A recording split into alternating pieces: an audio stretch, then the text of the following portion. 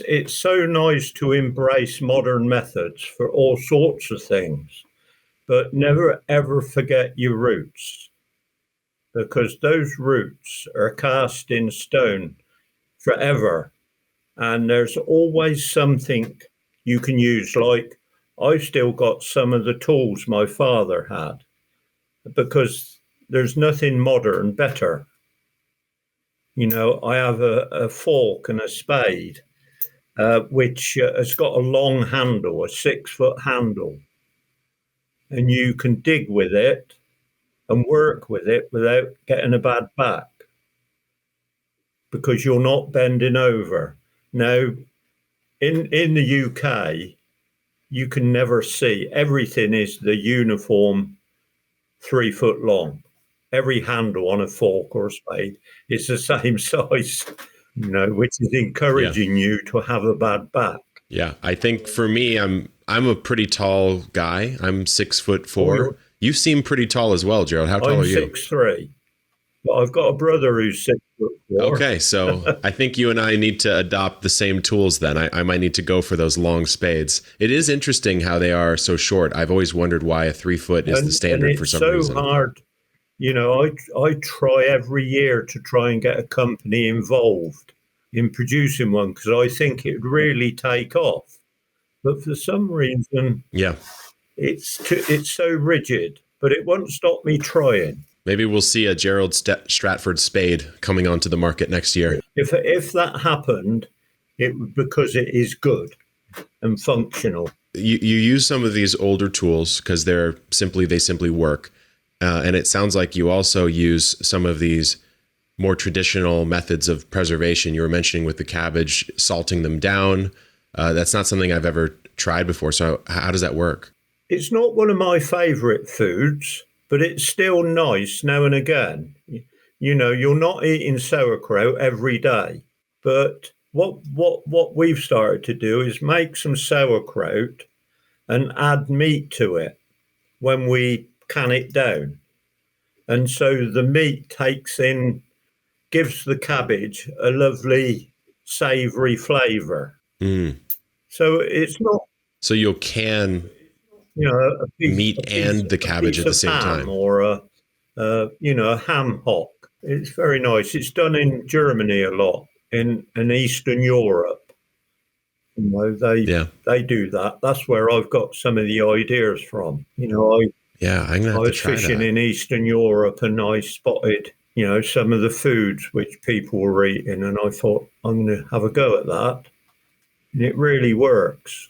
Yeah, I'm going to try that out. I've got a few cabbages still hanging on. I mean, I can't talk if it's too hot, but if you have cabbage and say the winter is getting cold and you're frightened of not being able to harvest some, dig a cabbage up with the root and then hang it up, say in a shed or in a garage.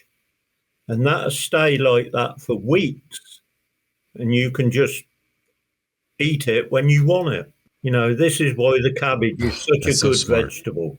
Yeah, it's these sort of practical techniques that I think so many of us have lost. I mean, I'm 35 years old. And so, especially growing up in Southern California in a suburban environment, I didn't grow up gardening, didn't really have a lot of space to do it. It's so interesting to me. Some of the things you share sound new because I've never done it before. But of course, they're very old. They're older than both of us combined, these techniques. And it's fun to go back into history and practice these. I can remember helping my father make a clamp for potatoes. Instead of digging them up, putting them in a bag and keeping them in a garage or something, you used to dig a hole in the ground, say 2 feet deep, and the soil, what you dug a hole with, you put round the outside, then you line the hole with straw. And the potatoes you just dug up and dried off, you put in a big pile in this hole. I wish I could draw it for you. I can see it in my head. The hole filled up with taters. So you've got like a mountain of potatoes coming out of the hole, Hmm. and then you put straw all the way round, sort of 6 inches thick, around your potatoes. And then at the top, you used to get a piece of some straw, and if you pull it out, it's easier said than done. You can make like a Hmm. chimney, which goes on the top. Mm. And then the soil you've dug from making the hole, you chuck over the straw. So if anybody didn't know it, all they've seen is a pile of soil, with about 20 bags of Yeah. potatoes inside. And that they will keep from October right through till the following March. Doesn't matter how cold it Wow. is, it's being preserved.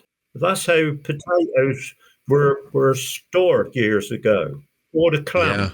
And there, you don't find any issues there. So that's about 6 months of the year, almost 4 or 5 months, maybe. And you don't find any. There's no rotting that ends up happening there. You might, but it was the only way you Yeah. had then. Sure. Nowadays, all the commercial farmers who are growing potatoes, they store their potatoes in temperature controlled barns, which is costing a lot of Hmm. money. And in this day and age, when Yeah. power is becoming more and more expensive, the old Yeah. way might just be the cheaper way to save some money. Are there any other storage methods that you use that are sort of more in line with the olden way? Yes, I store carrots in sand or Ah, old okay. spent compost. When your carrots are ready to harvest, you pull them up, you dry them off somewhere, and you just cut the green off and leave about 1 inch of stalk, and then Mm. get a receptacle. I use a trug. We get trugs with handles. They're about 5 gallons, and put 2 inches of sand in the bottom, and then get your carrots nose to tail, side by side. More sand, more carrots, more sand, carrots until you filled it right up. Put it in somewhere Hmm. frost free and dark, and that will last all winter. And, when the good lady says, I need carrots, I just go across the garage and get them, Yeah. and I've been looking up that method recently, it actually. really works. Yeah, yeah, and it's interesting because I live in a house that's not that large, so I don't have. Let's say I go to the garden and I have a big carrot harvest. I don't have that much space in my fridge to store it for a long period of time, especially if there's a big harvest. One, And so I actually am going to need these one methods in secret, order to preserve. don't ever wash your root vegetable, because Mm-hmm. if you Mm-hmm. wash it, the oxidization process, the rotting process starts. Always leave the soil round a root vegetable. Yeah, It really works. I learned that This, lesson the this, hard way. I've got a constant argument with the supermarkets with washed vegetables, because they wash them Yeah, knowing that yeah. half of them are going to be rotting, and people just buy and chuck in the bin. Watch the full episode right here and subscribe for more new episodes every single week.